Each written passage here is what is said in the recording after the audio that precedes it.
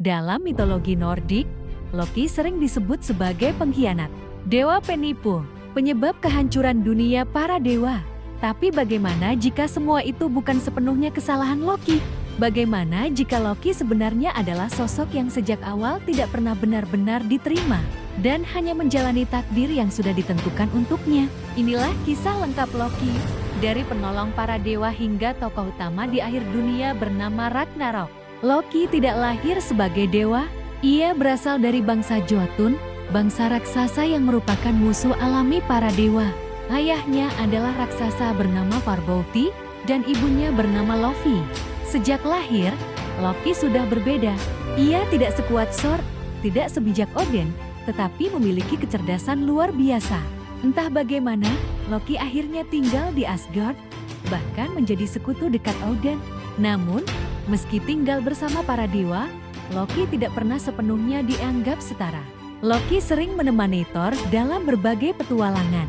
Saat para dewa terjebak masalah besar, Loki lah yang menemukan jalan keluar. Ia bernegosiasi dengan raksasa, memanfaatkan tipu daya, dan menyelamatkan Asgard berkali-kali. Namun Loki memiliki kebiasaan aneh.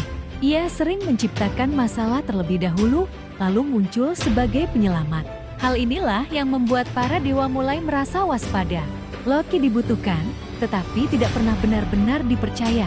Loki dikenal sebagai trickster, sosok penipu yang licik dan cerdas. Ia bisa berubah bentuk, memanipulasi kata-kata, dan membolak-balik keadaan. Bagi Loki, dunia bukan hitam dan putih. Segalanya adalah permainan kecerdikan. Namun di balik lucuannya, perlahan muncul sifat iri dan marah. Loki mulai merasa tidak dihargai oleh para dewa.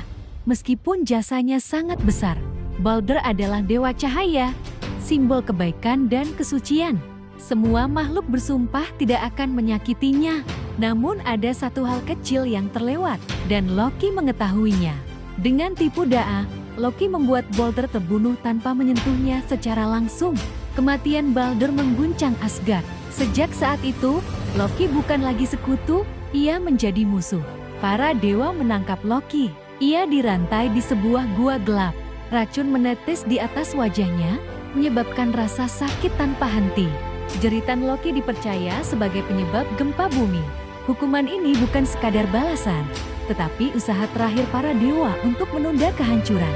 Dalam ramalan Nordik, Loki akan bebas suatu hari nanti. Ia akan memimpin pasukan kegelapan melawan para dewa. Ragnarok bukan hanya perang, tetapi akhir dari sebuah era. Dunia lama hancur agar dunia baru bisa lahir. Loki bukan sepenuhnya jahat. Ia adalah simbol dari kecerdasan tanpa kebijaksanaan. Kisah Loki mengajarkan bahwa pengkhianatan sering lahir dari perasaan tidak dihargai. Dan terkadang, musuh terbesar adalah mereka yang pernah kita butuhkan.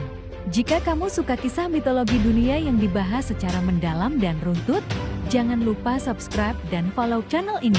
Karena masih banyak kisah besar yang belum terungkap. Sampai jumpa di cerita berikutnya.